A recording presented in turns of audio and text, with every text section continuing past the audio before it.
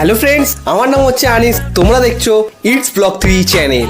আজকে তোমাদের শোনাবো snake and frog new story. একটি জলাশয়ের সামনে বাস করত একটি বৃদ্ধ সাপ। বৃদ্ধ সাপটির বয়স হওয়ার কারণে বৃদ্ধ সাপটি শিকার করতে পারে না।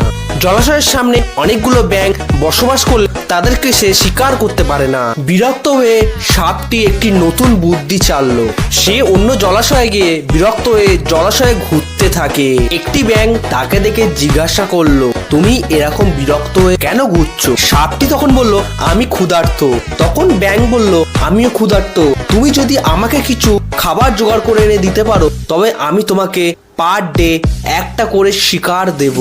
বদমাইশ ব্যাঙ প্রতিদিন একটা করে তার বন্ধুদের ডেকে নিয়ে আসতো এবং সাপের কাছে শিকার হিসেবে ছেড়ে দিত।